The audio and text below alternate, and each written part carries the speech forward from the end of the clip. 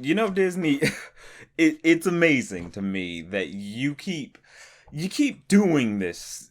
You keep doing this. It's so surprise. It's not even really surprising, It's like you guys. I've looked at. I admired you guys before, and I have, but it becomes harder and harder to keep that admiration going, knowing that you guys are this much shills, knowing that you guys willingly would just be like, would be so creatively adept just because you're just that greedy. You just want money. You don't care about creating a new experience for people, doing something unique and different like you used to. Here you're just like, it makes money.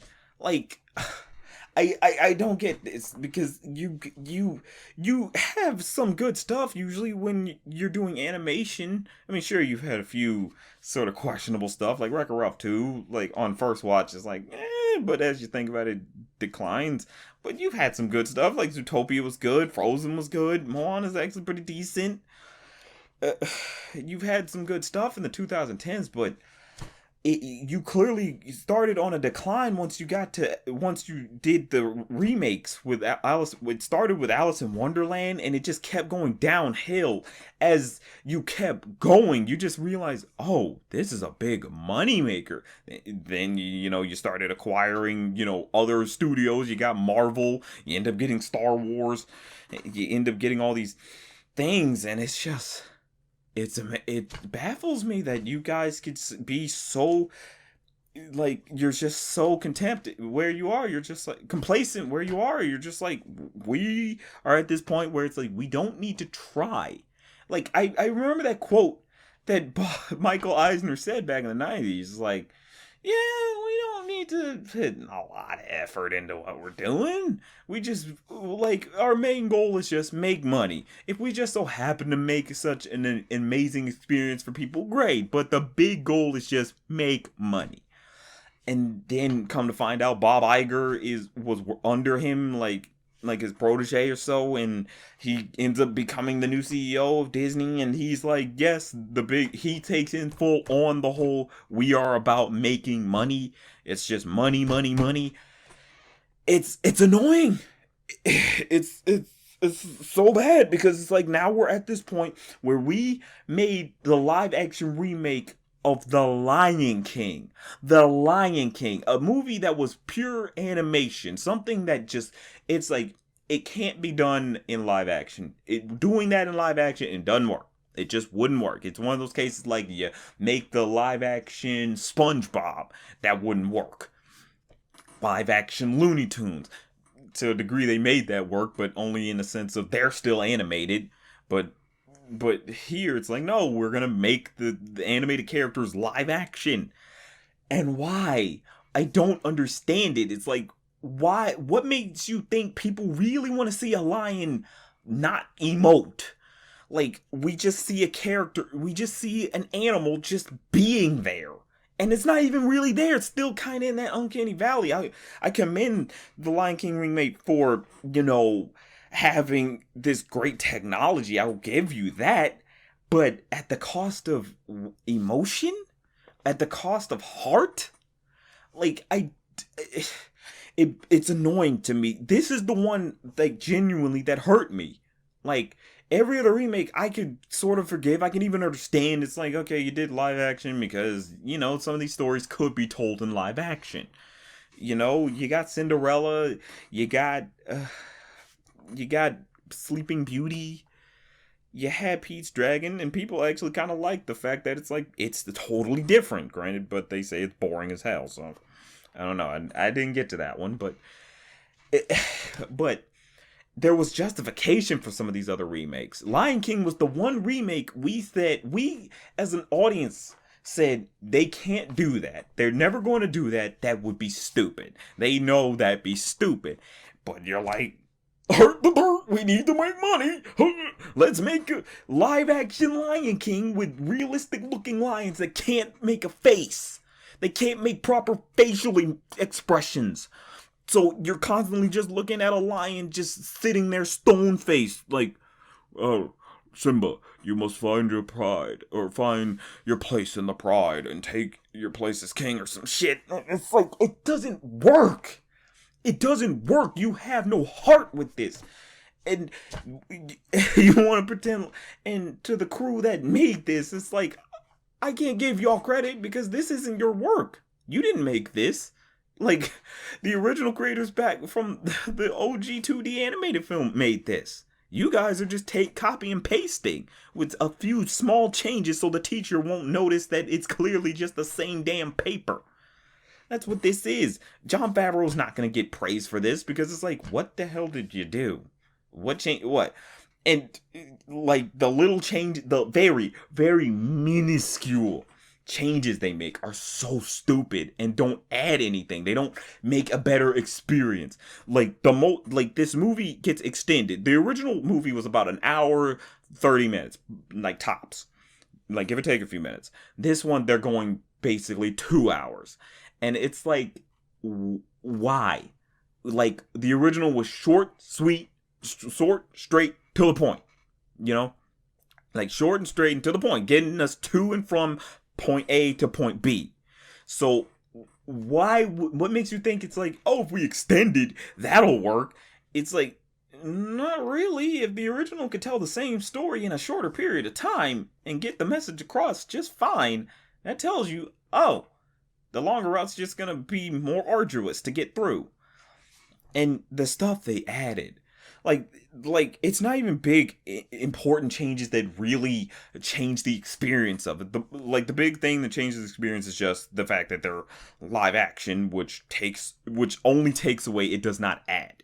I don't ever get it twisted that when you go from live action to from animation to live action, that it's now and it's not even live action. It's just CGI. It's all CGI basically, but it's this photorealistic CGI, so it doesn't work.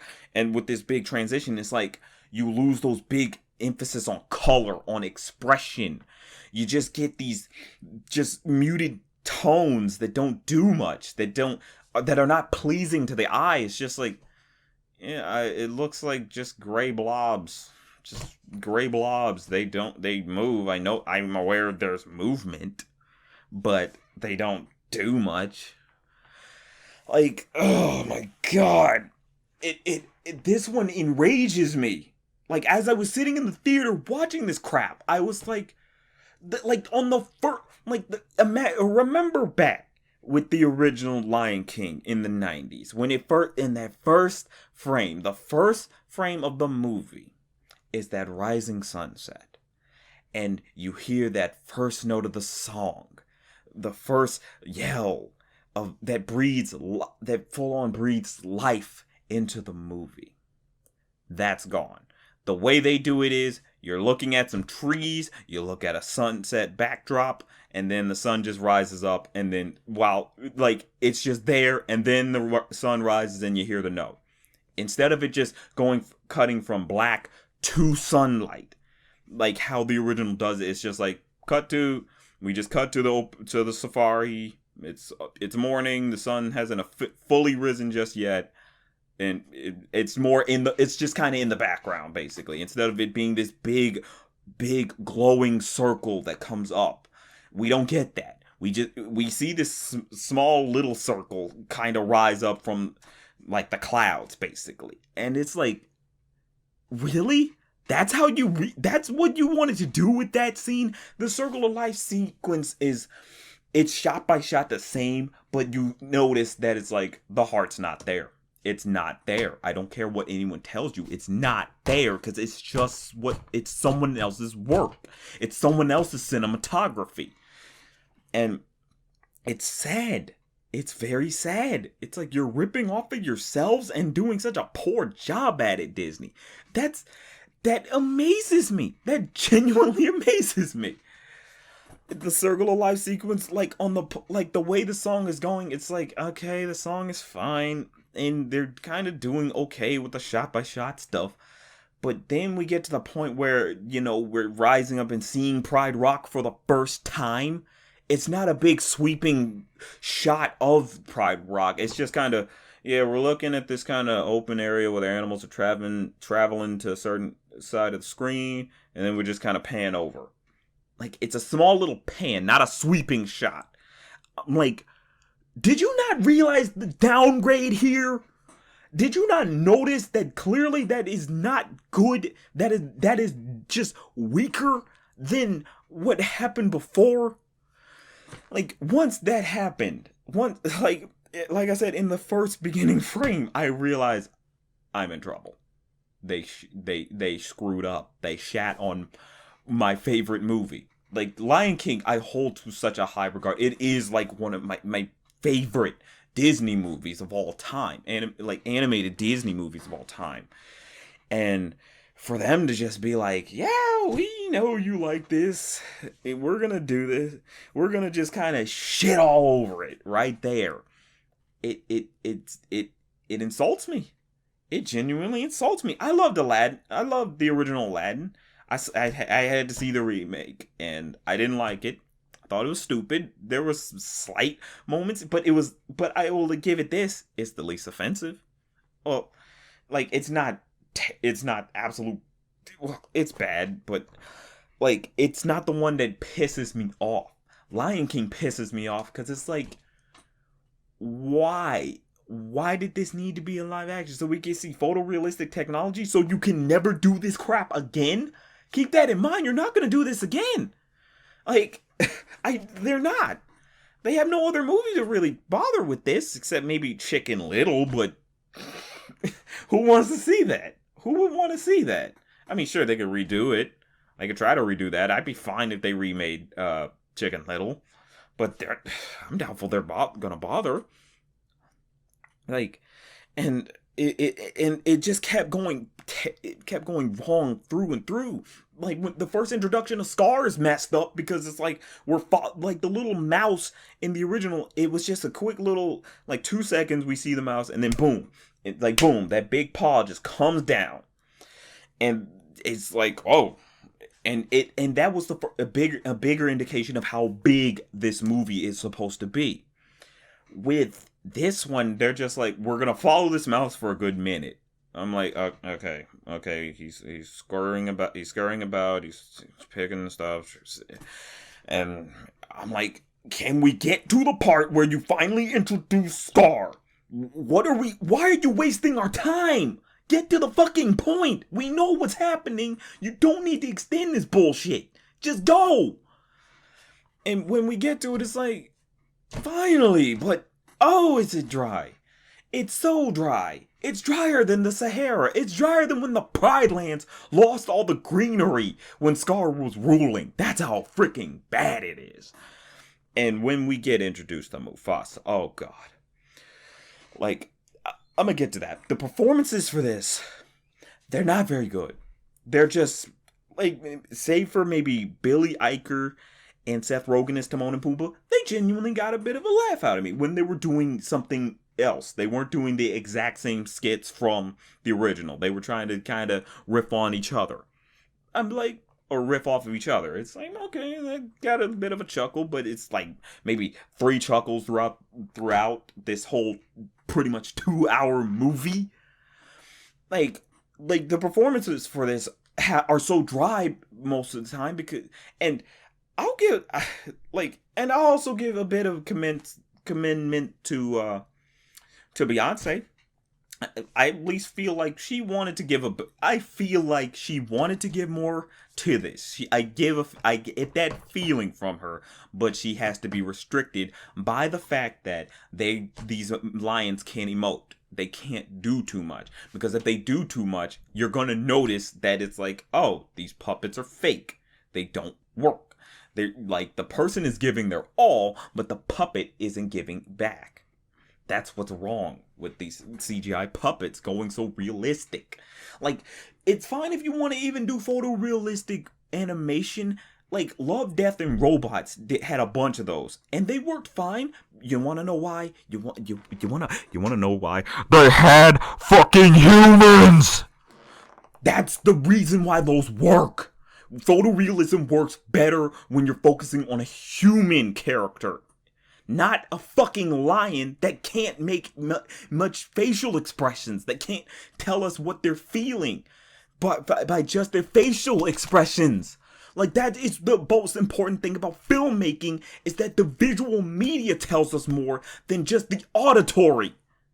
Like, I don't understand this shit. I don't. It's just so insulting to me. And I didn't even get to the rest of the performances. James Earl Jones, he sounds tired. He sounds so tired. That mighty, epic voice of Mufasa, drained. It's drained. He just sounds like, yes, Simba, I am for the Pride Lands, and you need to take your rightful place as king. He's trying to have that epic voice, but he just can't because his age. And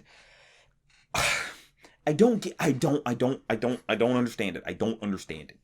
It's like, there was much better ways for you to do this, Disney. There really was. And you guys said, no, we don't need to put that much effort into this. We don't need to try that hard. We just copy and paste what the original guys did. And it's so bad. Little Simba, Jonathan Taylor Thomas, I gained more of a respect for him, and to a degree even Matthew Broderick from the originals.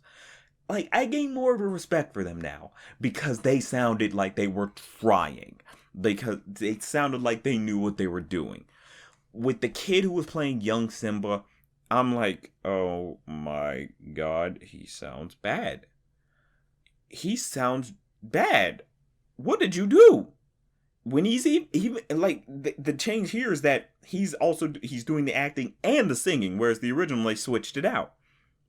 And his singing is so, like, hushed. Like, he wants to kind of belt, but it's like the first take, and they just were like, that's good enough. We'll go with that. I'm like, no, you better redo that bitch right now. That was not a good performance. You need to redo. Like, that is not good. That is not okay. Like, he's genuinely I feel like he wanted to a degree, but he just probably wasn't right for it. Like, as he's talking, and it's clearly, I feel like he's given the direction of, don't put too much emotion. I feel like every actor in here is told, don't do too much emotion, because if you do, people will notice the flaws of the puppets. Oh god, the songs. Oh man, it's like Circle of Life. I've said this before, like on Twitter or so. Like, Circle of Life, if you liked the only change here is that there's an African singer doing the main vocal part. Like, they still have Labo M doing all the vocal arrangements and, like, the background noises, the nuentas and stuff. But, like, the only change with Circle of Life is just the African singer. She's fine. But guess what? There's literally a Broadway version of this that does the African singer voice thing. And it's like, there's no point. Like, it's fine. This is fine. But there's no point to it. There's no reason to listen to this version. You could just listen to the original. Oh my god. I love Can You Feel the Love Tonight. I know a lot of people say I hate that song. I don't care for it. I don't like it. I love that song. I do. I like the movie version, and I like the Elton John version. I genuinely do. But with this one, it pissed me off, because I'm like, Beyonce was giving her all. She's really belting. She's really trying to give such a beautiful, strong performance for this song. Donald Glover couldn't give less of a shit. He couldn't give less of a shit. And, like, he said in, like, interviews, like, yeah, when I was recording it, I wasn't in the same room as her. He was, like, in another country even when they recorded that. And I was like, oh, you can tell. You can tell. There's no chemistry. There is no chemistry with these two people singing. It's really bad. It's really, really bad. Like, you're half-assing it, and you're on a Beyonce song. Keep that in mind. Well, not a Beyonce song. She didn't write it, but you're on a song with Beyonce. And you're like, let me not give my all. I'm like, but I saw him in that interview, and it's like, Oh, you know what? He didn't want to do this. He did not want to do this at all. You can tell he was like, oh, I'm not putting my all into this. Oh, hell no. Like, he recognized, why did I do this? Like, he recognized that this was not a good idea. That this was not good. This was bad. This was stupid. But it's like he contractually obligated to do it. And that's what bit him. That bit him in the ass. It's like, you did this. You did this to yourself, Donald. Like, Gambino, you're at fault here for this one. You got to blame just yourself. You knew people don't like these damn things. And I don't care if it's like, but it makes a lot of money. So do the damn Transformer movies, but we ain't calling those good cinematic masterpieces, are we? No. Like, you guys genuinely just give off this feeling of half-assery. Like, and like I said, the shit where it's like, we're gonna add more. The most they add is just a few scenes are extended. Like, the shit where, like, in the original, we had Simba, you know, like, when Rafiki had to discover that Simba was alive, we had Simba, you know, lay down in the grass, and just some grass goes flying in the wind and floating off somewhere. And then Rafiki discovers it. He grabs, like, that little grass stuff and puts it into his concoction. He realizes, or he, like, sniffs it or so, if I'm right. And he's like, Simba's alive. But here, it's like, it's a piece of hair off of Simba that falls over, that goes flying in the wind, gets picked up by a bird, put into a nest, and another bird in that nest throws it out. And then it falls into a tree leaf. And a giraffe is eating. The giraffe eats the hair. And then nature ends up calling, and it shits out the hair. Now, granted, we don't see that in the graphic details, but the next scene pretty much tells us, yeah, he just shat out that hair. Because we see a little dung beetle rolling a ball of shit. A ball of shit. A ball of shit. Through the fucking desert. Until it breaks. And then the hair goes flying again. Until it reaches Rafiki. And it's like, we wasted frames. There were frames used for that shit. There were frames used for that bullshit. To see a ball of shit carry a fucking hair. And that offended me. That genuinely offended me. It's like, y'all thought that hair was important. Y'all thought that was what we needed to emphasize. And I saw this with my family. Keep that in mind. And my mom tried to argue with me that she liked that scene even. It's like, it showcases the circle of life. What life? It's a piece of hair blowing in the wind and then getting turned into a turd. That's not life. That's shit. That's shitting. That's a bowel movement. That's not life. What the fuck? Oh my god. Everything else is just play by play, the same crap over and over again. And it annoys me. All the songs, like I said, Can You Feel Love pissed me off. Hakuna Matata, fine. It's fine. It's just fine. Like, Can't Wait to Be King. No color. No color. It's just Simba running through, like, this land, this little swamp land of other creatures, and that's it. It's not him hopping up and jumping and running on top of the gazelles and zebras and stuff. It's just, he's just running along while they're just kind of standing around. There's no bright colors. Ugh. It's like, if you can't do it better, why do it at all? If you can't even do it in more of your own fashion, why do it at all? The only thing here is just that it's now in this bullshit live action crap, when it's like, don't fucking do it. Don't fucking do this. Stop it. Like, oh my god. It saddens me. It angers me. And I gotta get to the big question of why. Like, when I saw this, I really was trying to convince my family, let's go see something else. Let's see, like, maybe Shaft. You know, I kind of wanted to see that. Or Stuber.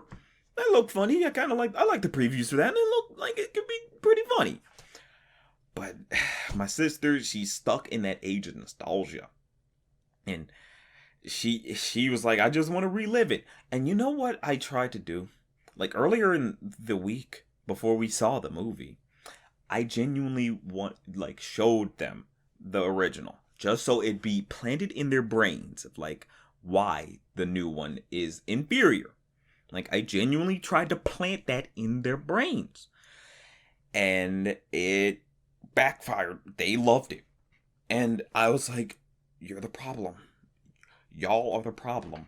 Like when we saw it, the way I could salvage it was that okay, we got these free tickets and that'll discount it so it's about $1 a ticket. The most it came up to was like 450. 450. That's about as much as the tickets came up to. So I'm like, at least they're not getting buttloads of money from this. You know, like that's like they didn't get a full $30 or some shit. It's like just a measly $4.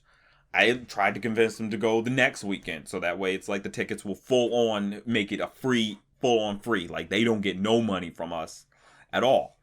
But that didn't take the cake. We still went. They ended up liking it, thinking it's good, and like mark my words. What's gonna happen is that they're gonna forget about this bullshit. Forget that they saw it, not download any of the fucking songs, and just be like, "Oh yeah, that was fine." It's forgettable. It's fucking forgettable. That is the worst sin a movie can make. Say what you will about the goddamn Room. You're gonna remember that shit. You're gonna remember Tommy Wiseau. You're gonna remember his ass cheeks. There's nothing. It's nothing. It's crap. Like that rolling turd ball I told you about rolling down by the dung beetle, that is the metaphor of this movie. It's rolling and rolling and rolling until it crumbles into nothing. That's basically it. Like, we watched this crap, we said, yay, that was nice, and then we don't come back for it. We go back to the original because the fucking original was the best way to do it. The fucking original was it was a fluke. It was something that told us this can never be done. Like, Disney didn't even have faith in the original. That's why they put the B team. The A team went to Pocahontas. And then the biggest flip happened when the movie's released. Lion King became one of the highest grossing animated films of all time at the time. Pocahontas, people were like, why did you do this? What told you this was a good idea? Like, people were mad about that.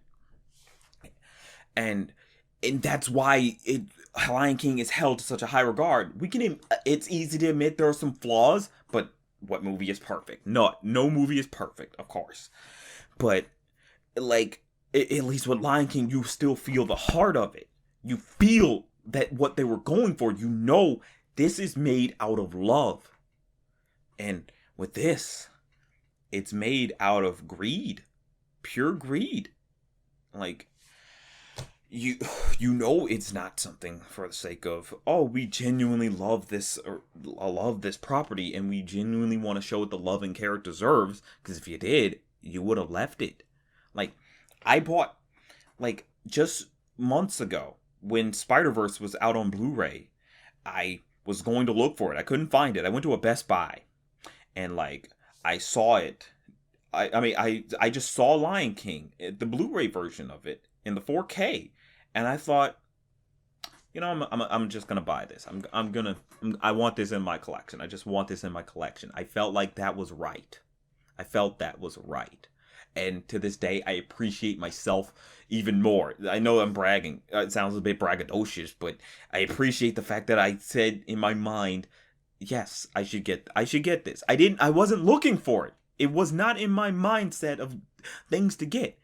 Like, I still got Spider-Verse, of course. I went to a different store, but with Lion King, it's like I now cherish the fact that I thought about the original that hard. When they were advertising this thing, I thought, I should get this. Something tells me I should get this. So I can, and I got it. And like I said, I rewatched it again the week before we went to see the remake. And it revitalized, it made me rage at how bad I know that the remake was going to mess up.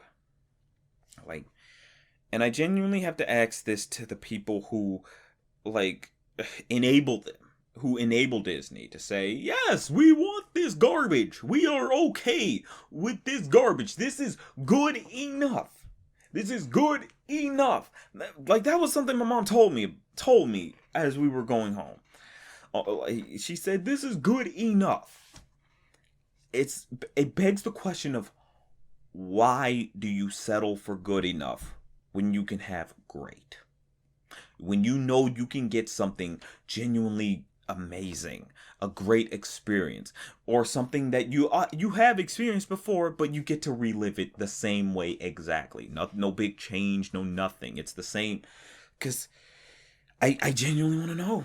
Like, because we're in this age of nostalgia, and this is the one that really pissed me off about this age, is that we're the ones who say, we don't want new. We want to complain about wanting new, but we don't really want new.